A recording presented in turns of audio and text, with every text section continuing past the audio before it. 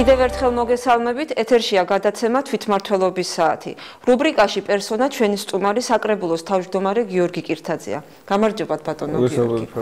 მინდა გითხრათ, რომ ძალიან რთული იყო თქვენი დაყოლება ამ რუბრიკაში მონაწილეობის მისაღებად. სიუჟეტის გადაღებაზე ბევრი ვიწვარეთ. მოდით ვნახოთ რა არის გადაღებული.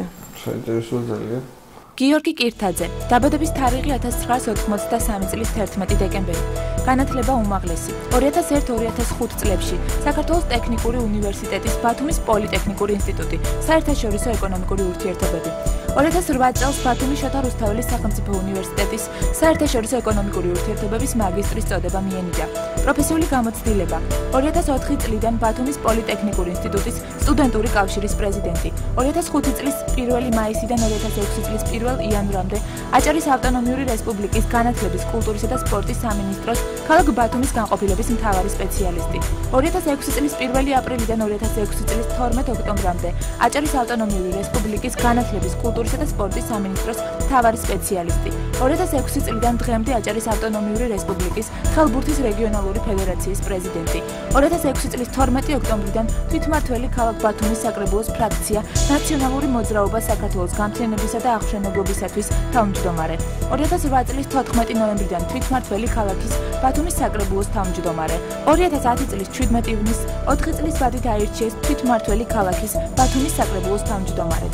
2004 წლის 16 ივნისს დაჯილდოვდა ღირსების ორდენით. ოჯახური მდგომარეობა, ჰყავს მეუღლე და 2 შვილი.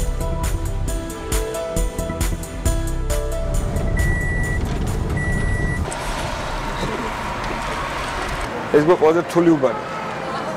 ახლა ცოტა რაღაცა გზა გავკეთ და გაზი შემოვიდა რაღაცები დალაგდა, მაგრამ გამარჯობათ. როგორ ბრძანდებით? მადლობს. ის რო გახდე ბათუმის თუნდაც ერთი უბნის მაჟორიტარი დეპუტატი და იქ ადამიანებმა შენ მოგაინჭონ უფლებამოსილება იმისა, რომ თავიანთი კორპუსის ეზოსა თუ რა ვიცი, სხვა მნიშვნელოვანი საკითხების გადაწყვეტა შენ მოგანდონ, ეგ არის ძალიან მნიშვნელოვანი. და ბუნებრივია ამას თვლი ძალიან დიდი მიღწევად. ადრეს ოლაპარაკობთ მართლა ესე ხوار მოგვიტყვებია ამ ტრენებს ჩავთვალთ მენტორს სოკარის თვითონ აქ პოლიტიკა ისეთი აღებული რომ რაც შეიძლება სწრაფად წელს უნდა მთელი ქალაქის დამთავრება რა ახალგაზრდას მომიწია თანამდებობის დაკავება მე ვფიქრობ რომ ჩემზე უფრო მეტად ჩემი ოჯახის წევრებს შეეშინდა და ალბათ უახლოეს ადამიანებს ცოტა უფროსებს 24 წლის ასაკში მე გავხდი ბათუმის საკრებულოს თავმჯდომარე და დღევანდელი გადასახედიდან ვფიქრობ რომ ალბათ უფრო ნაკლებს ნერვიულობდი მაშინ ვიდრე უნდა მენერვიულა იმიტომ რომ ალბათ რაღაც ახალგაზრდული შემართება გაძლევს იმის საშუალებას რომ ბევრად მეტ და დიდ საქმეებს მოკიდო ხელი და საკუთარ თავს და ალბათ ყველას უნდა უმკითხო რომ რაღაც გაკეთება შეგიძლია. ყავს მეუღლე ბათუმელი ჩემი დანაკლასელი ასევე ყავს 2 შვილი თეკლა და გაბრიელი თეკლა არის 3 წლის გაბრიელი დეკემბერში გახდება 2.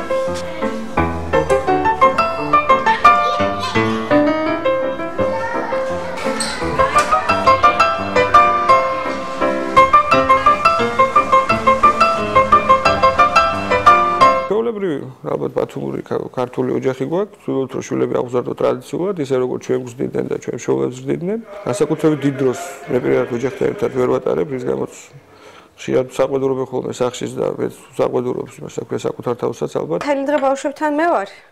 გიორგი ხომ ავა 1 საათით ნახულობს ხო და ახლობით საათი ნახევრით ნახულობს ბავშვებს და ორივე მამაზე გიშდება და მე სულ ბრაზდები ხოლმე რომ აი მთელი დღე მე ვარ თქო გადაყოლილი ვარ თქო და მაინც მამა უყვარს. ყველას ურჩევნია მაინც მამა. დავიბადე, გავიზარდე ძალიან კარგ ოჯახში. მამა ისტორიკოსი გახლავთ, დედა მათემატიკის პედაგოგი და ზოგადად მე ვფიქრობ, რომ იმან რომ მე პედაგოგების ოჯახში გავიზარდე, რაღაცები ალბათ თავიდანვე სხვანაირად ამანახა.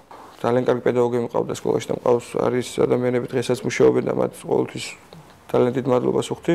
ვფიქრობ, რომ რაღაცა ჩემს განათლებაში მნიშვნელოვანი წვლილი ალბათ ოჯახის ფაქტორმა შეიტანა, გამომდინარე იქიდან კიდევ ერთხელ უფრო ჩემი მშობლები არიან პედაგოგები.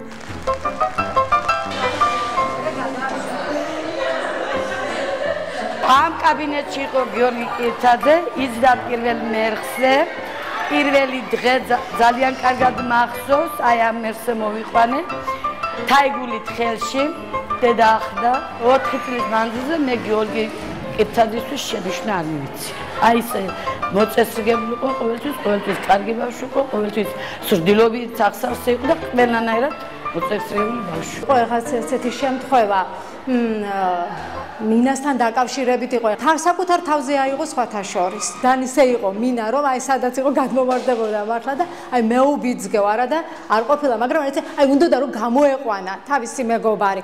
იცით რა, აი დარეკომენსებელი ამბობდა რომ აი ბაშკაცური იყო. აი ეს მე-6 კლასიდანვე ახლა როგორც კი შევედი, აი ეს ეტყობოდა აშკარად. რომ აი ესე როგორც აი პატარას კი არა, აი როგორც თქვათ თანატოლს, ხო აი ესე დაელაპარაკებოდი ყველანაირ საქმეს და აი არჩევნები ქონდა, ყოველ წელს ვმართავდით სხვათა შორის არჩევნებს, ჩვენი ის ქონდა სოციომეტრული გრაფიკის ვაკეთებდით, იმის მიხედვით რაღაც უნდა გაგვეკეთებინა, ყოველთვის რატომღაც გიორგი მაინც გამორჩეული იყო. აი ხმათა უმრავლესობას ყოველთვის ღებულობდა კლასში. სკოლის დამთავრების შემდეგ ქალაქ ბათუმში ჩაუბარე ბათუმის პოლიტექნიკურ ინსტიტუტში. საუკეთესო წლები გავატარე სტუდენტობის, ერთ იმიტომ რომ ქვეყნისთვის იყო მნიშვნელოვანი წლები და რაღაც პატარა მონაწილეობა ჩვენ ცხოვრობდით სტუდენტები ამ პროცესებში. გულისხმობ ბუნებრივია რევოლუციებს თბილისში 2003 და 2004 საჯარაში. გიორგი გავიცანი ჩვენი აჭარის დროს ერთ-ერთი უბნის კოორდინატორი იყო, აქტივისტი. მე ბრძოლისული ბიჭი იყო, არასოდეს არაფერზე არ იხევდა უკან, რამძიმე დავალებაც არ უნდა მიგვეცა და რამძიმე დავალებაც არ უნდა ყოფილიყო. ხამე ასლანწადის გაკვრა და გადავწყვიტეთ. თქვით რომ აუცილებლად ყველამ შეასრულოს დავალება ეს რომ აუცილებლად 5 საათზე გამთენიოს, 5 საათზე გამოდივარ და 6-ზე ვიწყებთ გაკვრას. ზოგიერთმა ცოტა ადრე დაიწყეს, შეეშინა და თქობა გვიანა შეეზარა, ადრე დაიწყეს და იქ უკვე დაიჭირეს და გიორგის მოუწია ძალიან რთულ ვითარებაში გაკვრა. მილიციას ცდებოდნენ რაღაც წამებში, გააკრავდნენ, მილიცია ჩამოვიდა, ესენი დაემალებოდნენ ტელეფონზე, უნდა მოგეთქვა რომ ახლა ადექით, მოემზადეთ და ახლა თქვენი ამბავი რომ ისე 2 საათი ადრე და ხაჟზე წავიდეთ. ხაჟი წასვლა იყო, წასვლა და აღმოჩნდა რომ გიორგის სექტორში მხოლოდ გიორგი იყო ხაჟზე რომ მიდიოდა, ანჩენებს უკვე ყველას ეძინათ. საერთოდ ახალი გუნდი არის საქართველოში დღეს, ახლებური მიდგომით ხდება ქვეყნის მართვა და ბუნებრივია პირველ რიგში ამას აფასებენ ჩვენი თანაქალაქელები და ალბათ ამის შემდეგ ხდება კონკრეტული პიროვნების დახასიათება და შეფასება. თუმცა მაჟორიტარობის შემთხვევაში მნიშვნელოვანია ალბათ პირველი თვისებებით რაღაცებით, რომელიც როგორც ჩანს მე მქონდა რაღაცა ისეთი, რომელიც კონკრეტულ ადამიანებს მოსწონს. ჩემი მეგობრების უმრავლესობა არის ჩემი უბნის სკოლის სტუდენტობის მეგობრები და ნაწილი ალბათ მას შემდეგ რაც სამსახურში გავეცა, რომელთანაც უკვე ძალიან დიდი ხანია მეგობრობ. სამსახურიდან თავისუფალ დროს ვთვლობ რომ ვიყოთ ოჯახში, მოკლედ თუ ოჯახიდანაც ცოტა თავისუფალი დრო დაგვრჩა, აუცილებლად მეგობრებთან ერთად. ტრადიციულად ისე ალბათ რომ როგორც ყველა ჩვენი თანაქალაქელი, ძალიან მიყვარს მეგობრებთან ერთად კეიფი. ასევე, რა ვიცი, ხშირად ვთვლობთ ხოლმე რომ ქალგარითაც მოვაწყოთ ესე ვთქვათ გასვლები, სათევზაოდ სანადიროდ მე დამწყები მონადირე ვარ და ცუდად ნადირობ, ჯერჯერობით თოფი მაჩუკეს ახლა და მისი ხალხით რაღაცა აქტიურად ვთვლობ რომ ჩავერთო. I've got a never-ending love for you. From now on, that's all I want to do. From the first time we met, I knew I'd have a never-ending love for you. თავისუფალ დროს ძალიან ხშირად ასე ბუნებაში ნადირობით ვცდილობ დროის გატარებას. ბატონ გიორგიზე ახლა ძალიან ბევრი დადებითი თქმა შეიძლება. შესანიშნავი მონადირეა მართალია ახალბედა, მაგრამ მართლობა მისი მოხდა გურიაში, სუფსაში ვიყავით, სანადიროდ სხვათა შორის ასერთი 20 დღის წინ დახოცა რამე თუ დაფრინავდა რა. ყველაფერი დახოცა. ნადირობა უიღბლოა ჯერჯერობით, მაგრამ ცოტა ხანში დაცვინდება მწყერი რა. მართალია ძაღლსაბრალებენ ახლა მეგობრები, მაგრამ ძაღლის ბრალი არა, ამიტომ ვერ შეარჩიეს კარგად და ცოტა მაგიტო უჭირს ალბათ ფრინველს განოფრენა, მაგრამ მე მგონი ცოტა დაახლოებით ასე 1 საათში ფრინველებით გამოჩნდება.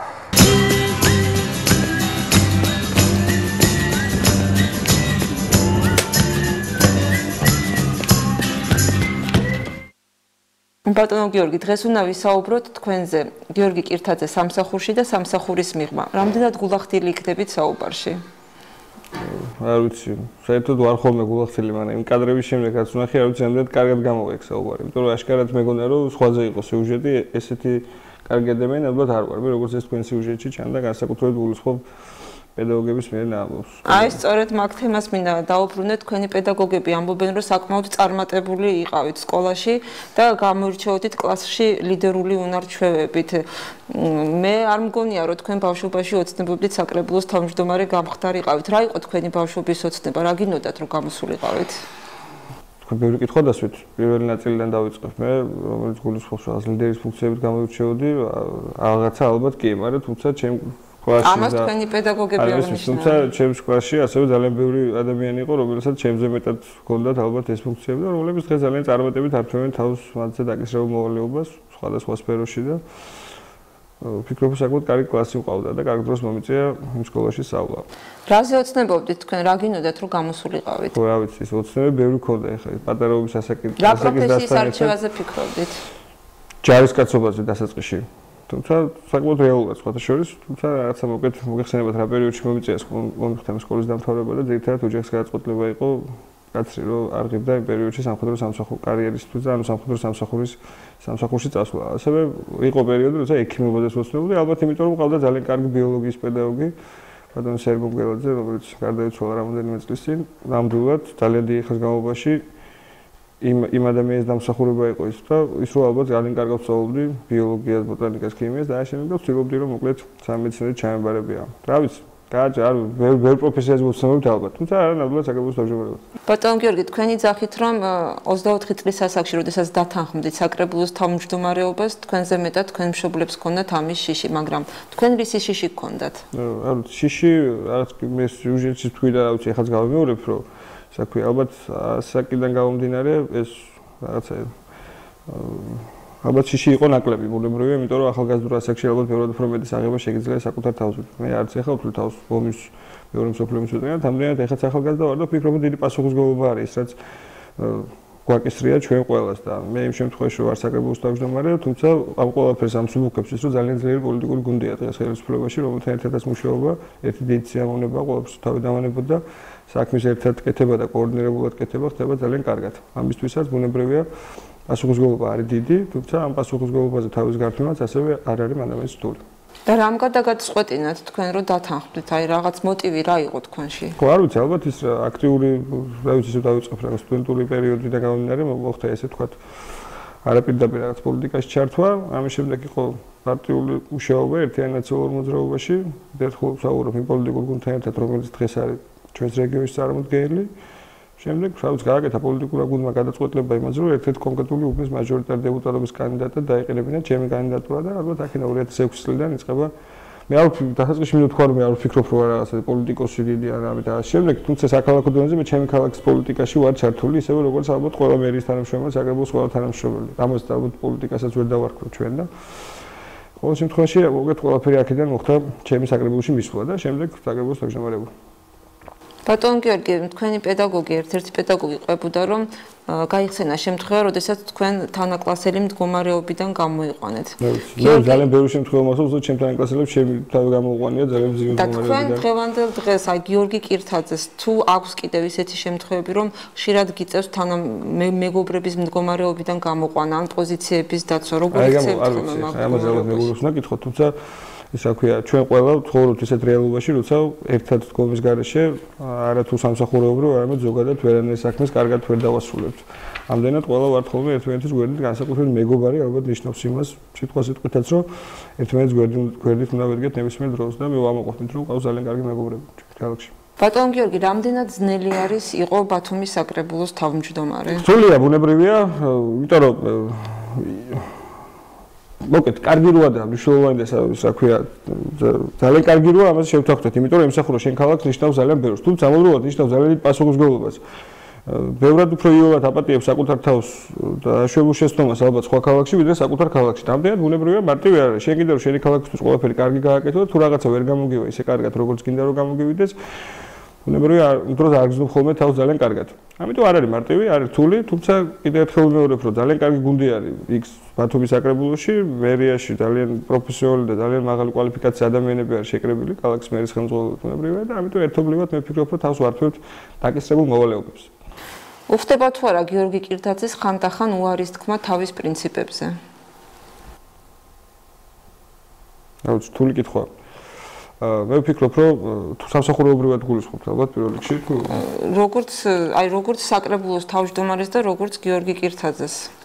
ჩვეულებრივად, როგორც მოქალაქეს. მოკლედ დავიწყოთ იმითი, რომ არის საკითხები, რომელთთან დაკავშირებითაც შეეძლებელია ნებისმიერ ადამიანს. ამ შემთხვევაში საკუთარ თავზე ვისაუბროთ, საკრებულოს თავმჯდომარე შეიძლება ქონდეს ერთი პოზიცია, თუმცა რაღაცა მსჯელობის, კამათის უმრავლესობის მიერ თუ იქნება დასაბუთებული რომ რაღაცა ჩემი პოზიცია არ არის მართალი, ჩვენ გადაწყვეტილებებს ხვებულობთ გუნდურად და ამ შემთხვევაში ალბათ ეს გულისხმობს რომ საკუთარ მოსაზრებაზე თქვა ვარი. თუმცა რაღაც ისეთ პრინციპზე რომელიც ძალიან მნიშვნელოვანია ჩემთვის, რასაც ეხლა ალბათ ჩვენ ტერმოყურებლები თავის გონებაში გაივლებენ, ასეთ პრინციპებზე ვარს ბუნებრივი არ ვიტყვი და მირჩევნია რომ ალბათ ნებისმიერ ჩვენთაგანმა დავუკარგოთ და დავტოვოთ ყველაფერი, ვიდრე იმ თავარ პრინციპებს, რაც ჩვენ გვაქვს ხილსებას ბუნებრივი პირველ რიგში უღალატოთ და თქვათ უარყოთ. დანარჩენი ახლა სამუშაო რეჟიმიდან გამომდინარე, სამუშაო პირობებიდან გამომდინარე, არის ხოლმე რაღაც საკითხები, რომელშიც შესაძლებელია მე არ ვეთანხმებოდე კონკრეტულ მოცემულ სიტუაციაში ამა თუ იმ საკითხის ამ ფორმით გადაწყვეტას, მაგრამ კიდევ ერთხელ გულისხმობ მე ვარ ფრაქციის წევრი და ფრაქციის გადაწყვეტილებას ბუნებრივად ემორჩილებთ. გუნდის გადაწყვეტილებას ამბობთ. რამდენად ეგუებით კრიტიკას და ალბათ გიწევთ ხოლმე ხშირად კრიტიკული სიტყვების მოგს. გულახდილად რო გითხრათ კრიტიკის დროს ბევრად უფრო კომფორტულად გრძნობ თავს, ვიდრე ეხლა თქვენთან საუბრის დროს, იმიტომ რომ რაღაცა ეთყობა და თვით კრიტიკულ დამოკიდებულებასთან როგორ ახართ? აი, მივარ მაგას. იმ დროს კარგად გრძნობ თავს, იმიტომ რომ ალბათ შეჩეული ვარ ამ სიტუაციას, საჯარო მოხელეებისადმი ზოგადად კრიტიკა ჩვენ საზოგადოებაში კარგ ტონად ითვლება. მე ვფიქრობ, რომ ცოტა გადაჭარბებულად კარგ ტონად ითვლება, ბუნებრივია კარგია, როცა საზოგადოება ამა თუ იმ საჯარო მოხელეს და პოლიტიკურ თანამდებობის პირს აკრიტიკებს, იმიტომ რომ ის ყოველთვის არის ფორმაში და ყოველთვის ცდილობს შეცდომა არ დაუშვას და ეს არის ძალიან კარგი და ჯანსაღი, თუმცა მე ვფიქრობ, რომ ხშირად არის გადამეტებული კრიტიკაც ხოლმე, რომელიც ენთუზიაზმსაც გიკარგავს ხოლმე ხანდახან სამსახურის კარგად საქმის შესრულების. თუმცა ყველაფერს ვაუცდეთ და ყველაფერი კარგად იყოს, ამისთვის არის აუცილებელი და საჭირო თვითკრიტიკულობა, რომელიც ვფიქრობ მეც საკმაოდ დოზით გამოჩნია. მაშინ გითხარით თქვენი დადებითი და უარყოფითი თვისებები. ნებისმიერ ადამიანს აქვს დადებითი, როგორც დადებითი, ისე უარყოფითი თვისებები და მე ვფიქრობ, თანაბრად მაქვს დადებითის და უარყოფითის. თუმცა ამ უარყოფითს სამსახურთან კავშირი მე მგონი არ აქვს ჯერჯერობით და იმედია რომ არც არასდროს არ ექნება. გიწევთ თუ არა თამადობა სუფრასთან? ძალიან იშვიათად, იმიტომ რომ ჩემს სამეგობროში ჩემზე ბევრად უკეთესი თამადები არიან და მირჩევნია ხოლმე რომ მათ მოусმენ. ბატონ გიორგი, თქვენ როგორც საკრებულოს თავმჯდომარის ხშირად გიხდებათ ხოლმე მოქალაქეების მიღება და სხვადასხვა შეკითხვების მოსმენა. გაქვთ თუ არა ყოველთვის პასუხი იმ შეკითხვებზე, რასაც მოქალაქეები გისმენენ? არა, ყოველთვის პასუხი მე ვერ წარმომიდგენია რომ არსებობს ადამიანი, რომელიც პასუხს გასცემს ყველა იმ შეკითხვას, რაც ჩემთან ისმება ხოლმე კაბინეტში, იმიტომ რომ ეს ნიშნავს იმას, რომ სულად უნდა ფლობდე არა მხოლოდ ქალაქის ყველა დეტალს, არამედ ქვეყნის და ალბათ სოფლიოს მასშტაბით უნდა იცოდე ყველაფერი ადრე და როგორ და რატო ხდება. მე პასუხები ძირითადად მაქვს ხოლმე იმ კითხვებს, რომელსაც მოსახლეობა ჩვენთან სვამს და არა მარტო პასუხები გვაქვს, ბუნებრივია, ვცდილობთ რომ ის პრობლემები მათი მოგვარდეს, მაგრამ აუცილებლად იმ შემთხვევაში თუ არა გვაქვს პასუხი, ის პასუხს გებულობს, ვთხოვთ რომ ხვალზე, რა ვიცი, როცა არის ამის საშუალება, ისე მოვიდეს, ან ჩვენ თვითონ მივდივართ ადგილზე და ვცემთ ხოლმე პასუხებს. თავარი არის ერთი ჩემი ეს რომ ადამიანი არ უნდა მოატყუო და ყოველთვის უნდა იყოს გულახდელი. ახლა ჩვენ ქალაქში ჯერ კიდევ ძალიან ბევრია გასაკეთებელი და ხშირად საკუთარ სრულად სამართლიანად შეწუხებული მოქალაქეები მოდიან ხოლმე იმ პრობლემებზე, რომელთა გადაწყვეტაც არ არის მარტივი. რომელთა გადაწყვეტასაც ჯერ კიდევ ჭირდება დრო, თვეები, შესაძლებელია წლებიც კი. ამისთვის პირველ რიგში ალბათ ვფიქრობ, რომ ყველანი უნდა ვიყოთ მზად, რომ ეს გულახდილად უთხრათ ჩვენ თანაქალაქეებს და უთხრათ, რომ თქვა კონკრეტულ უბანში, თქვა სანიაუღრე კოლექტორის მშენებლობას დაჭირდება თქვა 1 ან 2 წელი რაღაცა დრო და ასე შემდეგ. ეს უბრალოდ მაგალითს მოგიტანეთ, ანუ თავარ კიდე ერთხელ გულწრფო არის გულახდილება, თუ ინფორმაციის მოძიება მარტივია. მე მთავარია რომ ეს უნდა უთხრა მოქალაქეს, ისე როგორც ეს არის საჭირო. ჩვენ გამოკითხვა ჩავატარეთ ქუჩაში და მოდი ვნახოთ რა შეკითხვები აქვს თქვენთან მოქალაქეებს. ძალიან ინტერესული იქნება. როდის გაკეთდება თუ არა ქალაქ ბათუმის მუზეუმი? რატო გაძვირდა საერთოდ ბათუმში ესე ცხოვრება? ყველაფერი საერთოდ. რას გულისხმობთ, თუნდაც აი კლუბში შესვლა, ნებისმიერი რამე. როდის მოთავდება ბათუმის კეთილმოწყობა? რა შეიძლება გაკეთდეს იმისათვის, რომ ხალხმა უფრო კოდასად იცხოვროს? გაჭირებულებისთვის რა საკეთებ ბატონო? თუ რამე საკეთებ?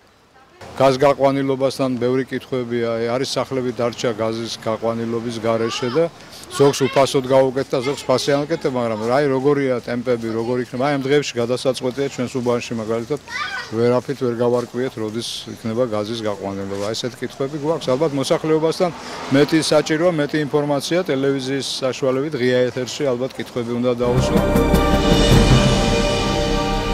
ბატონ გიორგი, ეს იყო მოქალაქეების შეკითხვები იყო, ეხლა ნაწილს ვერ უპასუხებ, იმიტომ რომ მე არ ვიცი რომელი უბნა ბრძანდებოდა, მაგალითად ჩვენი თანაქალაქელი, რომელიც გაზიფიკაციაზე საუბრობდა, თუმცა მე მინდა ვთქვა, რომ კომპანია, რომელიც ბათუმის გაზიფიცირებას ახდენს, პირველი რიგში მის ინტერესებს, ბუნებრივია ერთ-ერთ პირველ რიგში მის ინტერესშიც არის ბათუმის ტრაფიკ გაზიფიცირება, იმიტომ რომ მისი შემოსავალი ბუნებრივია არის დამოკიდებული თითოეულ ჩვენთაგანის მიერ გადახდელ თანხაზე, როდესაც გაზს მოვიხმართ.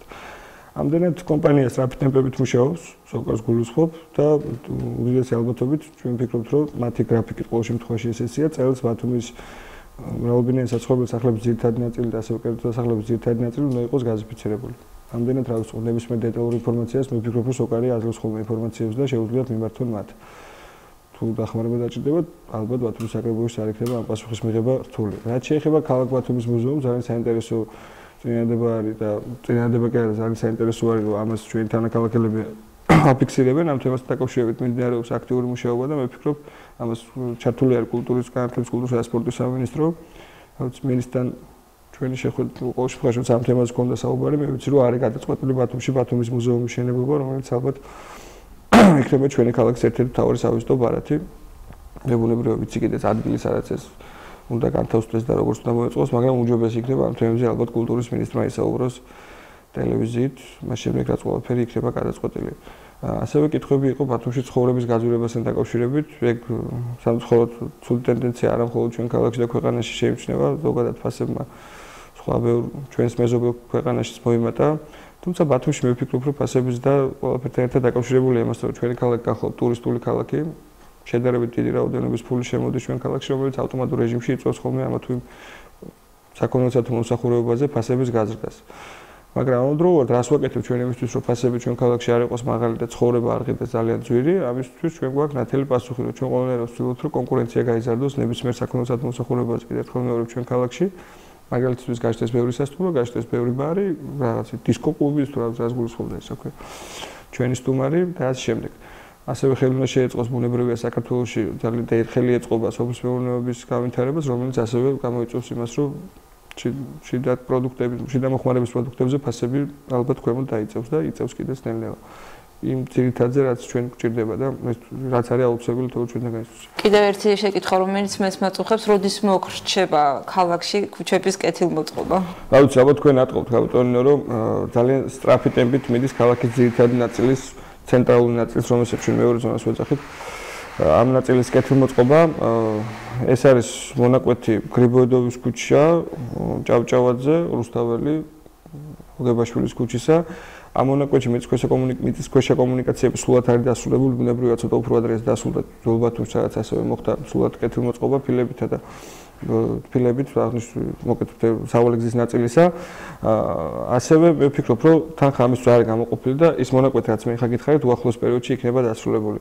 მომდევნო წელი არის ძალიან მნიშვნელოვანი ჩვენი ქალაქისთვის, იმიტომ რომ წელს ვიწყებთ ჩვენ ბაგრატიონის ქუჩის რეაბილიტაციას და ის ალბათ მომდევნო წლის განმავლობაში ძირითადი ნაწილი მისი იქნება დასრულებული, რამოდენიმე ეტაპისაგან შედგება, ასევე წელს მაგალითად მელიქიშვილის ქუჩის სრული რეაბილიტაცია არის დაწყებული და გავავთ ისძირის ქუჩამდე. დეტალებში წავედით, მაგრამ საბოლოო ჯამში პასუხი იმისა, რომ როდის მოხდება ბათუმის სრულად კეთილმოწყობა, ალბათ ეს არ იქნება უახლოეს 1 და 2 წელიწადში. მერტი მარტივი მიზეზის გამო, ბათუმის საზღვრები არის ძალიან გაფართოებული, მოგეხსენებათ, ბათუმის საზღვრები გაიზარდა ორჯერ უფრო მეტად ვიდრე ბათუმი იყო თავის საზღვრებში, თუმცა იმ ძირითადი ნაწილისა ბათუმის ძველ საზღვრებში რაც იყო, ალბათ უახლოეს წლებში იქნება დასრულებული თავისი წყლით, სანიაღვრეთი, კანალიზაციით, სავალი ნაწილით, ბორდურით და ასე შემდეგ ტროტუარით. ძველ ბათუმში თუ დამთავრდება წელს ქუჩების კეთილმოწყობა. თქვენი ოფისის მიმდებარე ტერიტორია როგორ დასრულებულია უკვე ხო ეს ძველ ბათუმში? მანქანის სავალი გზები არის გაკეთებული ძირითადად ძველ ბათუმის ტერიტორიებზე და ტროტუარები არის დარჩენილი. მოსახლეობა ყველა წუხს ამაზე. კი, ესმის, მაგრამ ამას აქვს თავისი ობიექტური მიზეზები.